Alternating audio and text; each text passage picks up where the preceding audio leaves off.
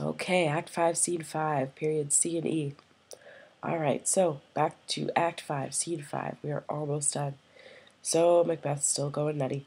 At the beginning, at the top of the act.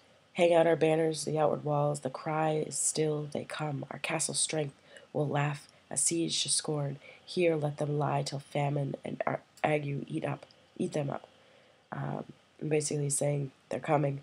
Um, and Now, then there's a woman crying. Um, and and he says, "What's that noise?" And Satan says, "It's the cry of a woman, sir." And and then Macbeth says, "I have." This is line 9. "I have almost forgot the taste of fears." So he's saying, "I've almost forgotten what fear tastes like." Okay. Um, and then Satan comes back in. Satan leaves and comes back in, and he says, Macbeth says, "What was that cry for?" And Satan says, "The queen, she's dead." And Macbeth says, "She would have died hereafter." This is a famous speech. She would have died. This is line 18 or so. "She should have died hereafter. There would have been a time for such a word. Tomorrow and tomorrow and tomorrow creeps in this petty pace from day to day to the last syllable of record time, and all our yesterdays have lighted fools the way to dusty death. Out, out, brief candle. Life's but a walking's shadow, a poor player that struts and frets his hour upon the stage, and then is heard no more. It is a tale told by an idiot, full of sound and fury, signifying nothing." So this is quite depressing and dark. It basically says she would have died later anyway. I think he's finally coming to terms with the fact that this is not all going to end well. Um, so he says the days drag on tomorrow and tomorrow and tomorrow.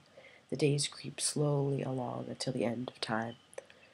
And every day that's already happened takes people closer to their deaths.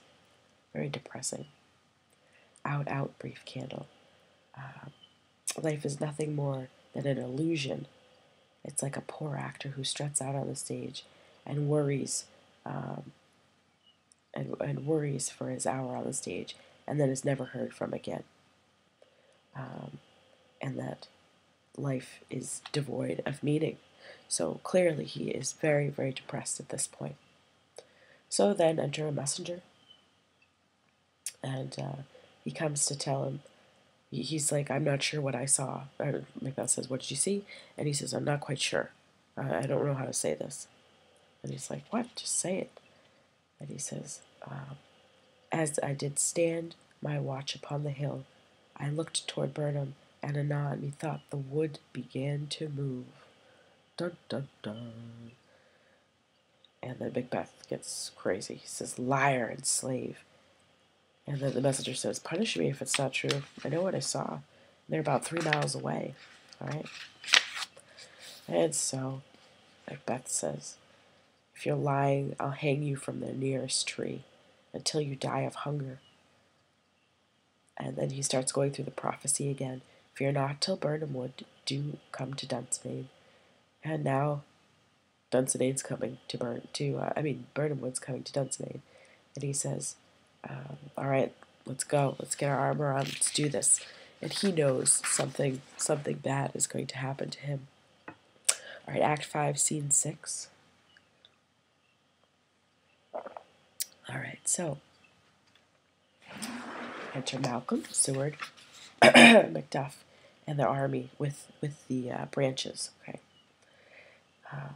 Malcolm says, "Now near enough, your leafy screens throw down, and show like those you are. You, worthy uncle, shall with my cousin, your right noble son, lead our first battle. Worthy Macduff and we shall take upon what else remains to do, according to our order. So we're close enough now, you guys can drop your branches and show them who you really are. Uncle Seward, you and your son will lead the first battle." And they basically say good luck to each other. And let's go. So it's go time for everybody. All right, we're going to resume to Act 5, Scene 7 in a second to the next video.